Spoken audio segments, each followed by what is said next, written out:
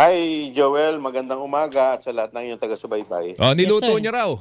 Oo, ni-railroad ba ito? Ni-railroad niya raw. Meron daw po kayong mga hindi sinunod sa rules, kaya na-deklarang insufficient in substance agad yung complaints.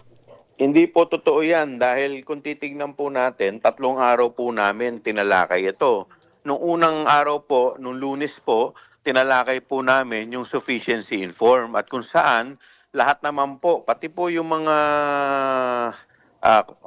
endorser ng complainant ay nakibahagi po dito at bumoto rin po. In fact, kung tatanungin po ninyo kami, dapat nga po hindi na po sila ginawang parte ng pagboto. Pero dahil po sa pinayagan po ng aming chairman, sila po ay hinayaan na maging parte pa rin ng botohan.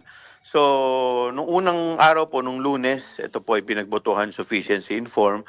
Nung Martes po, tinalakay po namin yung substance insofar as yung kay De Jesus impeachment complaint is concerned. So, dito po, sa De Jesus po, mas marami po yung grounds na tinalakay po namin. 5 grounds po ang nilatag po ng ating complainant laban po sa ating Pangulo.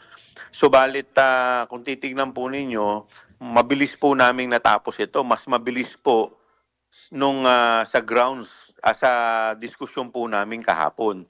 Kahapon, kung tutusin po, 3 lamang po yung grounds, pero extensive po yung aming pagtalakay dito at lahat po binigyan ng pagkakataon na magbigay ng kanilang mga obserbasyon. Congressman, ang sabi po ng mga endorsers ay dapat recital of facts. Nandiyan yung allegations, nandiyan yung grounds of impeachment. Pero bakit nag-decide daw po ang Justice Committee na sa puntong ito ay tasahin na yung authenticity ng mga ebidensya at bigat ng ebidensya agad, samantalang dapat daw yun ay nandun sa determination of probable cause? Babasahin ko po sa inyo kung ano po yung nakalagay sa rules namin. Opo. So sabi po dito, the requirement of substance is met. Ito po yung determination ng substance. If there is a recital of facts constituting the offense charge. So yung offense charge, ano po yun? Di po ba yung po yung allegation? Nakalagay din po dito sa rules namin sa section 3, paragraph 2. Sabi po dito, the allegation therein are true and correct of his, number 1, personal knowledge or based on authentic record. So kung titingnan po ninyo, doon po sa ikatlong grounds for impeachment nila, ano po ba yung 3 grounds na ginamit po nila na direct evidence? Unang-una po yung Cabral files. O ang tanong ko po, paano po nila ma-authenticate ito? Patay na po yung nagmamay-ari ng Cabral files. Pangalawa, ang ginamit po nila yung testimony daw ni Yusek Bernardo. Doon po sa testimony, wala naman pong binabanggit tungkol kay Presidente. Dito po siguro sa pangatlo, yung Saldico confession.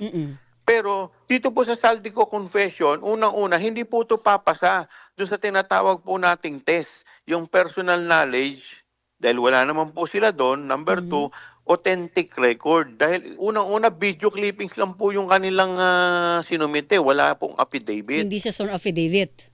Wala pong sworn affidavit. So paano po papasa dito sa based on authenticity ng record? Yun po yung nakalagay dito. Kailangan the impeachment complaint is verified by an affidavit that the complainant has read the complaint and that the allegation, yung po yung sinasabi na recital of facts constituting the offense charge, therein are true and correct based on his personal knowledge or based on authentic record. So saan po pumasok yun sa dalawa?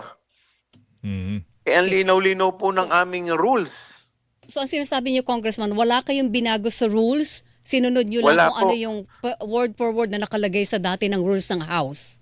Wala po. In fact, kahit tignan po ninyo yung naging basihan po namin doon sa impeachment complaint ni VP Sara, tingnan po ninyo yung mga grounds po doon. Lahat po yun may authentic record. And yun din po ang susundin ninyong pamantayan pagdating naman sa impeachment complaint lamang sa Vice Presidente. Hindi lang po pamantayan kay Vice Presidente, sa lahat po ng impeachment na pupunta po sa amin. All right. Salamat to, Congressman Chua. Thank you and good morning to you. Good morning, sir. Thank you. Magandang umaga at mabuhay po kayo. Si Manila City Representative Joel Chua, member ng House Committee on Justice.